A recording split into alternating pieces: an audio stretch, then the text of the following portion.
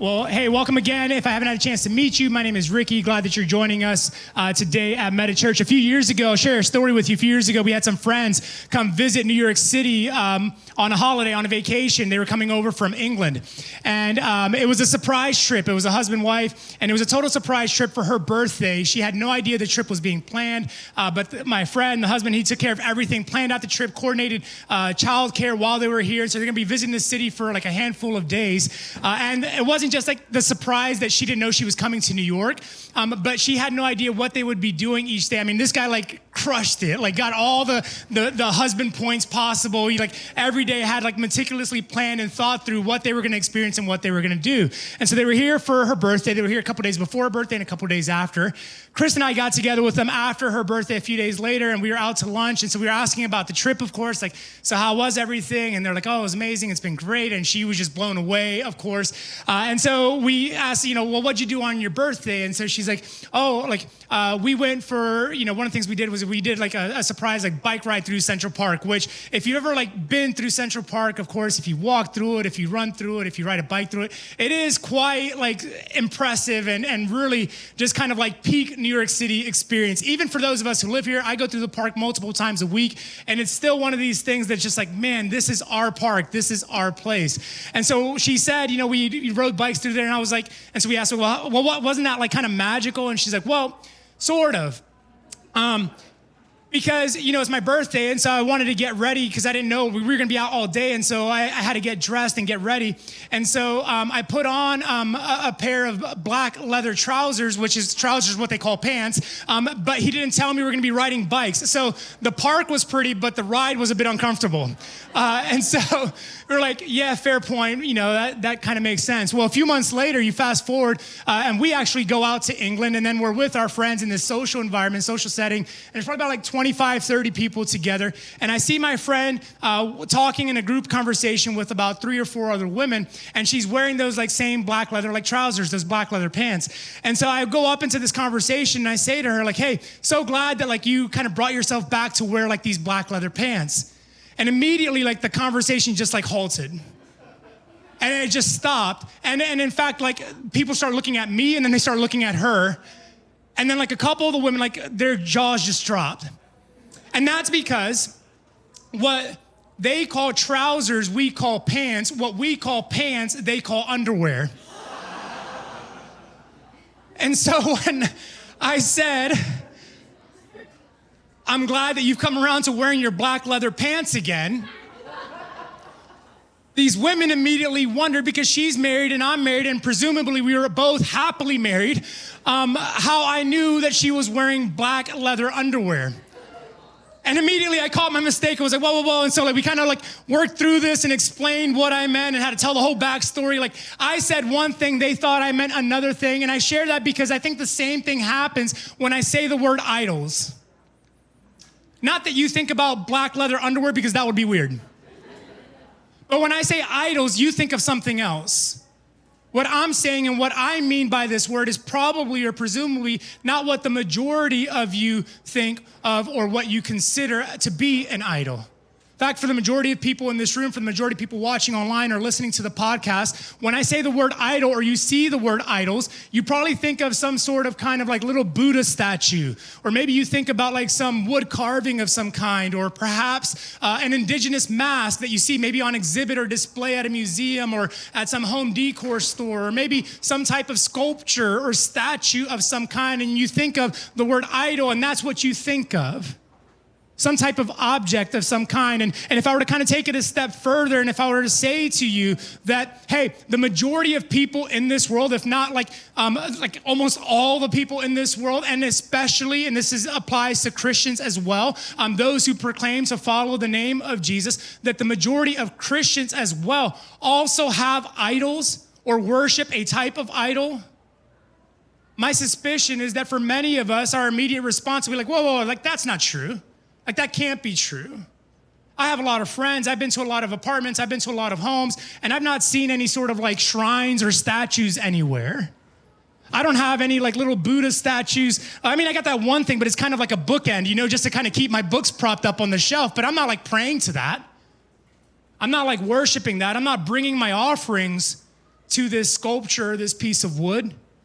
And I think sentiments and statements like that, if you feel that or think for a second, well, isn't that what an idol is? Then those things actually prove or demonstrate what I'm saying and what I'm revealing to you is that we actually have these things and actually think of these things. When I say idol, I'm not talking about some type of home decor piece that you can get at the home goods store down the road.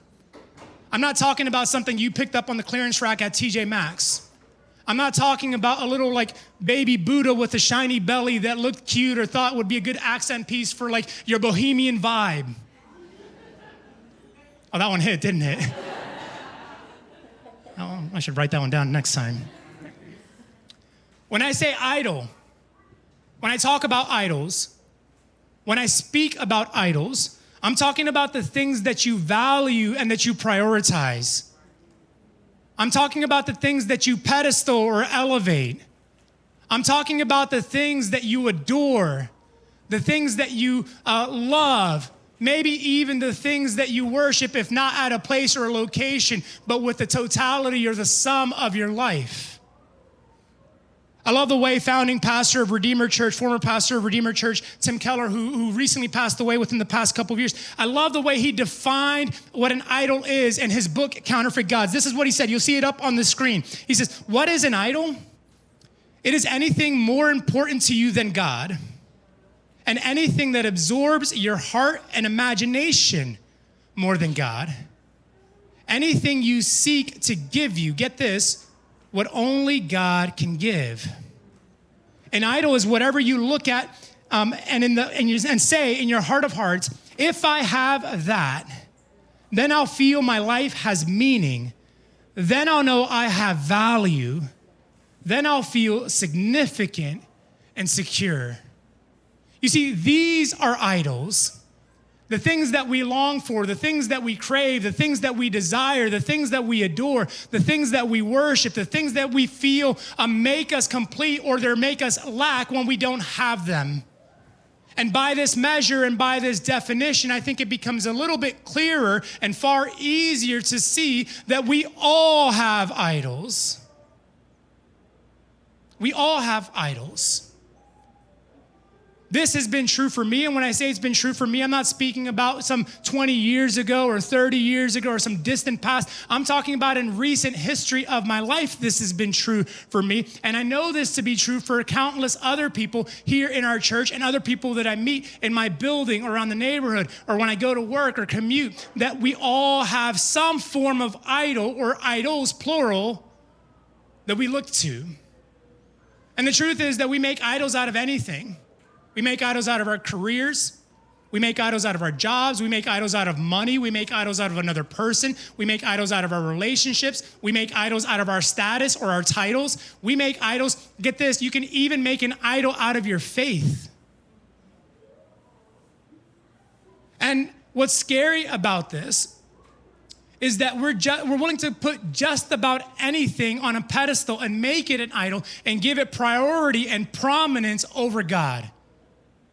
The 16th century Christian reformer John Calvin described it this way, another powerful quote. He says, man's nature, so to speak, is a perpetual factory of idols.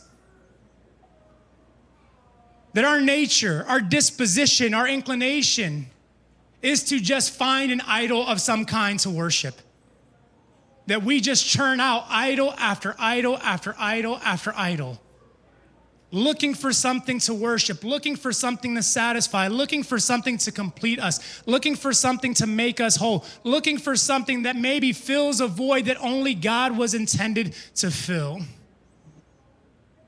And without even realizing it and without even knowing it, you've gone into the manufacturing business. And you've produced and developed and constructed a warehouse that just churns out one idol after another. And if you think that's scary, because let's be honest, it is, wait till you see what God has to say about idols. Because the truth is, God has a lot to say about idols. This book that we call a Bible that's made of two covenants, an Old Testament and a New Testament, is plagued, if you will, with idol worship. Examples and histories of idolatrous ways and behaviors and practices, and God speaks this. In fact, I'll kind of illustrate it for you in this way, okay? So there are two kind of primary or two main ways of translating the original language into modern English language, okay? So there are three original languages, Hebrew, Aramaic, and Greek, that the Bible, Old Testament and New Testament, were written in. And so translating those languages into our modern day English vernacular, there are two kind of main methods. One is a word-for-word translation. So Bible translations such as the King James Version of the Bible or the English Standard Version of the Bible, those are what's called word-for-word translations, meaning in the Hebrew, this is what this word means, or in the Greek, this is what this word is. And so it's going to be translated into the English in this exact way.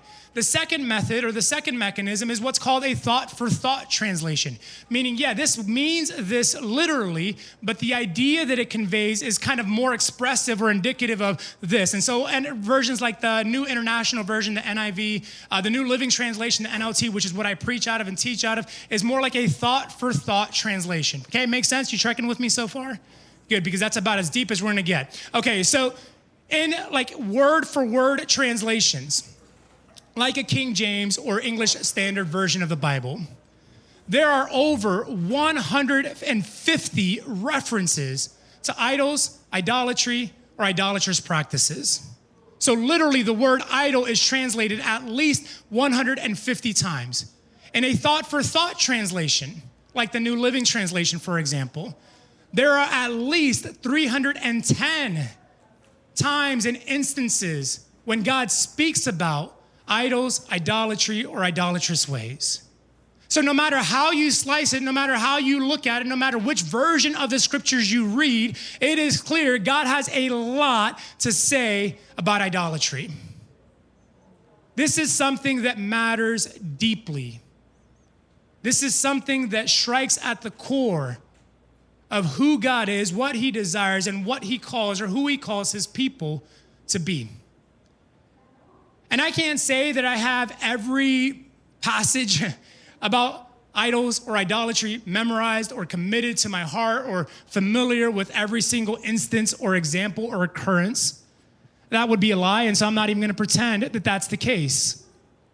But there is one passage that really kind of speaks and really kind of strikes me, and I felt like it would be an appropriate passage for this first week of this new series, Smash the Idols, one that I think really kind of helps set the course for where we're headed over the course of the next 7 weeks. And it's found in the book of Ezekiel, chapter 14. We're going to the deep tracks of the Bible today. Ezekiel chapter 14, you'll see these verses up on the screen for you, but I'm going to read out of the New Living Translation. I'm going to read the first 8 verses of Ezekiel 14.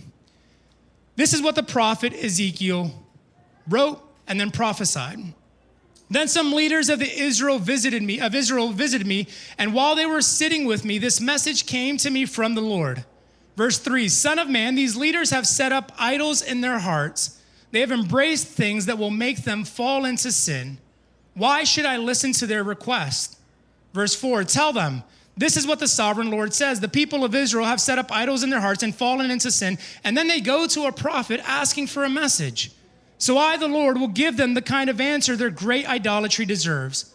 I will do this to capture the minds and hearts of all my people who have turned from me to worship their detestable idols. Verse 6, therefore tell the people of Israel, this is what the sovereign Lord says. Repent and turn away from your idols and stop all your detestable sins. I, the Lord, will answer all those, both Israelites and foreigners, who reject me and set up idols in their hearts and so fall into sin, and who then come to a prophet asking for my advice. I will turn against such people and make them a terrible example of them, eliminating them from among my people. Then you will know that I am the Lord. And man, if you don't find this passage jarring, then you've got ice running through your veins. Because when I read these 8 verses, it makes me question everything about myself. It makes me evaluate and consider the things I'm doing, where I'm doing them, when I'm doing them, why I'm doing them, who I'm doing them with, what my motivations are, what I'm trying to get out of this situation. What is it that I'm actually looking for? Am I actually misplacing something that only God can satisfy and looking for that somewhere else? And literally, I read this passage and I go through and I start thinking, okay, because I don't want to be on the other side of this passage. I don't want to be someone sitting on the outside looking for God and God saying, I have nothing to do with that. I have nothing to do with you because you've set up idols in your hearts. And as I kind of comb through this passage, I feel like the truth is I could probably take the next 7 weeks and just preach out of these 8 verses. But for today, what I want to do is I just kind of want to maybe draw out or extract 3 takeaways, 3 understandings, and kind of offer these and submit these to you as we begin this new series. And all 3 of these takeaways can actually be found in a single verse, and that is verse 3. So we're going to come back to verse 3. I'm going to reread it for you, and this is going to kind of be the emphasis that we're going to focus on as we begin this series. God speaking says, Son of man, these leaders have set up idols in their hearts. They've embraced things that will make them fall into sin. Why should I listen to their requests? From this one verse, there are at least 3 things we can know, and maybe there's more. If you're smarter than me, that's great. I'm going to give you 3. I'm going to offer you 3 things that you can know, 3 things that you can take away from today and know without doubt what an idol is and what the consequence of that idol is. So here's the first takeaway, something we've already touched on. Idols are things we set up in our hearts, not on a stand. Idols are things we set up in our hearts, not on a stand. Again, look at this first part of verse 3. It says, Son of man, these leaders have set up idols where? All right, let's reread that and pretend we care. These leaders have set up idols where? In their hearts. This is God speaking. He didn't say they've got a little cute bohemian room in their apartment, or they've got, something they picked up at Home Goods, or they've got something that was gifted to them on a safari trip, or when someone visited another country. He said it's in their hearts. And as I mentioned, we've touched on this, but I want this to be crystal clear. Our idols are not some type of external objects. Our idols are some form of internal desires. It's not what's out here on a shelf or over there at a store or over here on a vacation. It's what's happening right here in my heart, in my being. And just as Tim Keller so adequately and sufficiently described, it's anything that we adore. An idol is anything that we value. An idol is anything that we worship. An idol is anything that we covet. An idol thing is anything that we look to or seek or pursue or chase after or come after above and beyond and before God himself. It can be that career. It can be your job. It can be your marriage. It can be your friendships. It can be your relationships. It can be that lifestyle that you want. It can be the affirmation from that stranger you think matters. It can be that pursuit of that guy or that girl, chasing after that one, looking for that relationship status, hoping to get a ring on your finger and seal the deal, tie the knot, do all of those things. It can be any of those things. And these are things that we've fixed and positioned in our hearts and in our minds, and in our spirits. And when I studied this verse, and when I kind of worked through this verse 3, one of the things that really stood out to me was that phrase, set up. And I decided to kind of investigate it a little bit further, and I learned that in the Hebrew, it's actually just one word. But this word literally means to ascend or to climb. But it gives off this idea that like you've placed something or positioned it above everything else. But here's the interesting part. It doesn't just give off the idea or the understanding that you've set it up. It gives off the impression that you were willing to climb to place it above everything else. I don't know if you've ever hiked a mountain before, like not like, the Hudson Valley. Those are cute. But like an actual mountain. Like an actual hike where your legs are on fire, your quads are burning, you want to quit, and you realize that your life really isn't that bad relative to this climb. But there's this thought with this word or this phrase that we translate in English as set up, that I'm willing to endure something and gruel my way up to the top to place this above everything else, to give it prominence above everything else, to prioritize it above everything else, or get this, to protect it above everything else.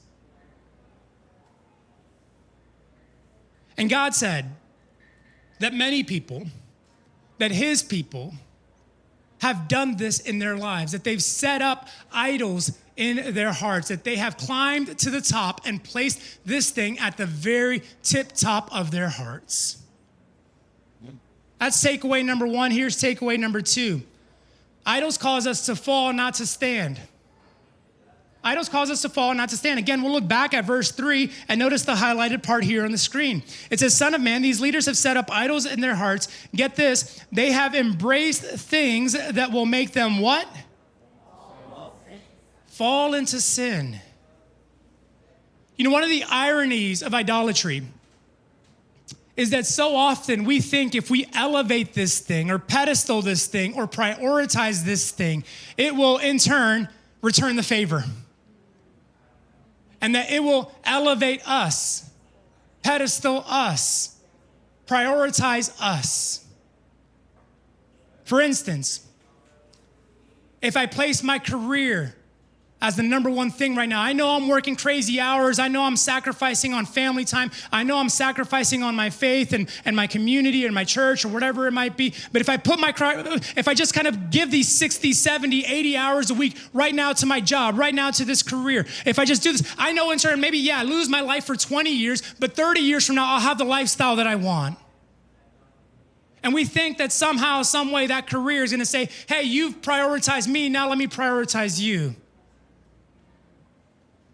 Or if I place my relationship before my faith, well, I know they're not a believer. I know he's not a Christian. I know she's not a Christian. I know, but have you heard of missionary dating where you try to win them to the Lord and then see what happens? Or if I just kind of focus on this, I don't want to be alone. So this is the best that's on the table right now. And let me just kind of, even if they are a Christian, let me just focus put everything there because I don't want to be single or by myself. And so let me just put them above my God.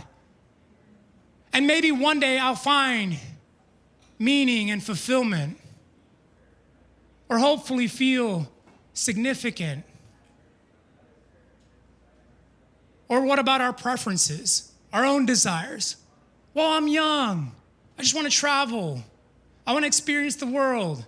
I want to, I know I could make a difference if I stay put. I could make a difference in a contribution and make an impact in the world that I live in. But there's just something about experiencing the world and having all these encounters and yeah, I don't want to be committed because what if, I get a good deal on a flight somewhere else and then I can't go on that trip because I said yes to this and what God wanted over here.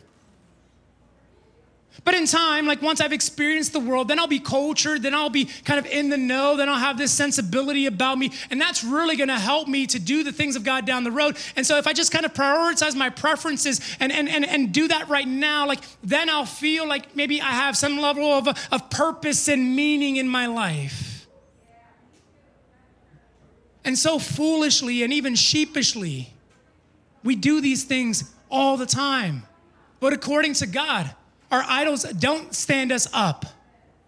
And they don't cause us to stand. To the contrary, they lead us to fall. Rather than lifting us up, they bring us down. Rather than setting us up, they knock us down. Rather than making us strong, they expose our weaknesses. Rather than moving us toward holiness, they lead us into sinfulness. It's the total opposite. So don't be fooled into thinking that if I just kind of hang on to this for a little bit longer, if I just make this my focus for a little while longer, if I just hold on and commit to this, and it's only 2 more years, it's only 5 more years, it's only 10 more years of my life, but what's that in relative, I'll be 60, 70 years old, and so this is nothing, God, if I can just hang on to this. Don't be fooled into that thinking, because it will never, and let me be clear, it will never, your idol will never prop you up in return. It will never stand you up. It will never lift you up. Idols only bring us down. They only lead to sin and destruction. They have no power to stand you up. And you and I would be fools to believe anything other than that. I've shared 2 of the takeaways. Now I'm going to share the third one with you, but this might be the most frightful of them all. Takeaway number 3, get this. Notice the language. Idols turn God away from us, not toward us. You know, in the church, I think we talk a lot about the things that we do that turn us away from God, but we neglect the things that we do that turn God away from us. But notice God's language, again, in verse 3, Son of man, these leaders have set up idols in their hearts. They have embraced things that will make them fall into sin. Notice the question, why should I listen to their requests? I've been following Jesus for almost 22 years. Or yeah, just that 22 years. Like intentionally, deliberate. Since I was 16 years old is when I said, God, I want to start following you, and I don't have it all sorted, and I don't have everything figured out, but I'm going to pursue after you. And 22 years of my life, I've chased after God, and I've been far from perfect. But over the course of these 2 decades, there's a lot that I've learned about God. And one of the things that I've come to understand about God is that he's incredibly gracious. He's incredibly forgiving. He's incredibly kind, loving, compassionate, merciful. That in my brokenness, he has been quick to mend me together. When I've been incapable or just unwilling to stand up, he's kind of swept in and lifted me up. When I've been so arrogant and so foolish to destroy the things that matter the most to me, he's been so kind and generous and willing to restore all those things back. But one of the other things that I've learned about God over the course of these 22 years is that God has zero interest and zero tolerance competing with or standing next to an idol of any kind. Of any kind. And if you think I'm being maybe facetious or hyperbolic, then I would just encourage you to read through this book. Because the Old Testament is filled with example after example, rebuke after rebuke, correction after correction of the idolatrous ways committed by his people. And you might think, well, yeah, okay, fair, but that's the Old Testament, right? Like Jesus in the New Testament, and he's like gracious and forgiving, and I would say, okay, then go ahead and read the New Testament. Because I think it actually raises the bar. And what you'll find are people by the likes of John the Baptist, Jesus, Paul, Peter, in speaking about idols and idolatry and idolatrous practices. What they say is not just a rebuke, but what they say is that those who do such things, get this, will not inherit the kingdom of God. So there is no easing up on this subject.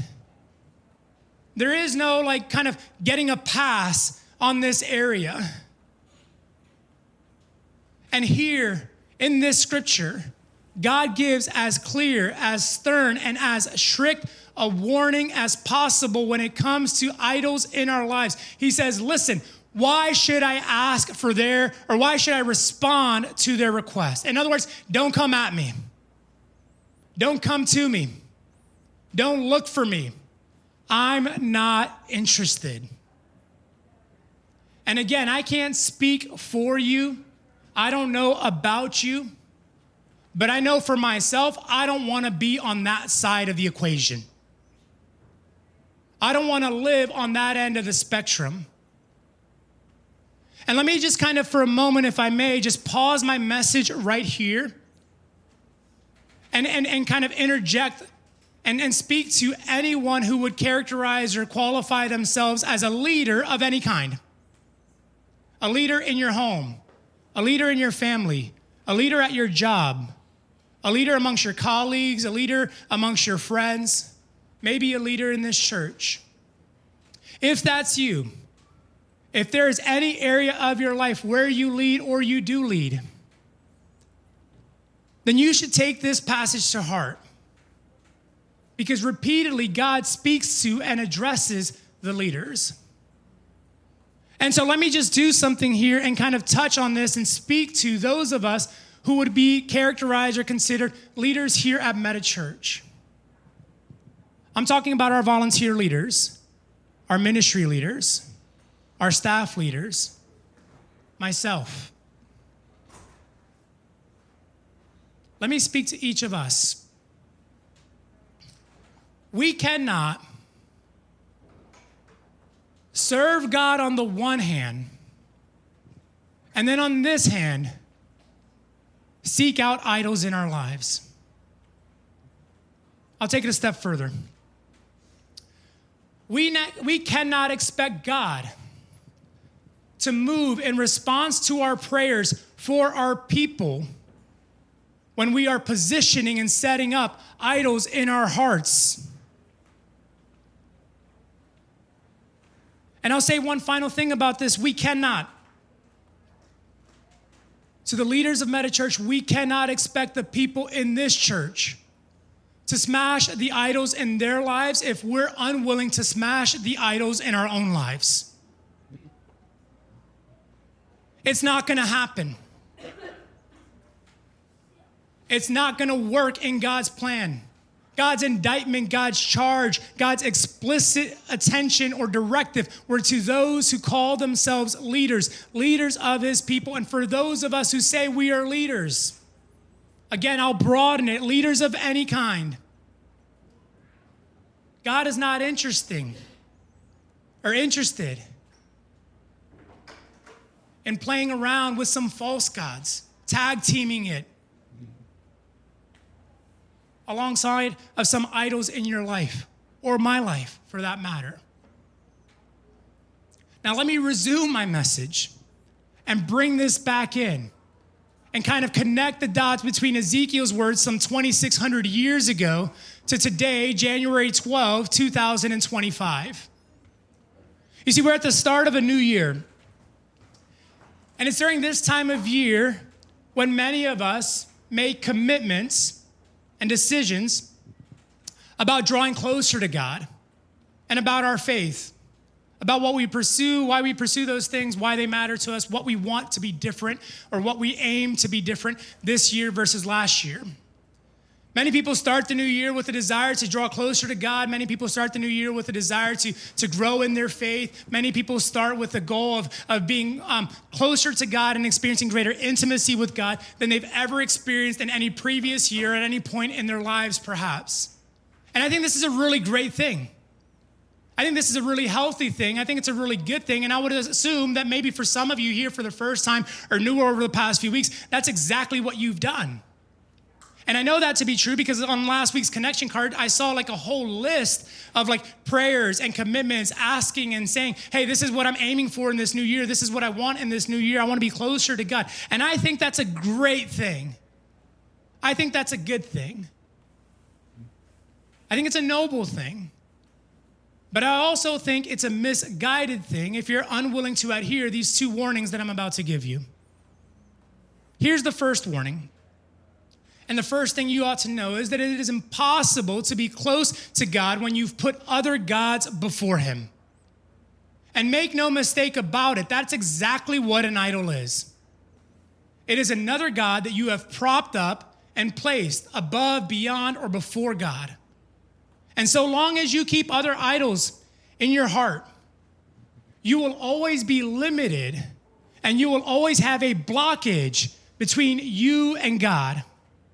Between the intimacy you could have, between the connection you desire to have, between the relationship he desires to have with you. And these things will prevent you. I've been in this long enough to know it in my own life and to see it play out in the lives of scores of people time and time again. You cannot be close to God if you're keeping other gods and other idols in your life away from him. Equally important is this warning. God will not make his home in your heart when your heart belongs to something else or someone else. He won't do it. God is a jealous God. Not only is he a jealous God, but he is a God that demands complete and total allegiance. And he is not interested in sharing a room and having roommates.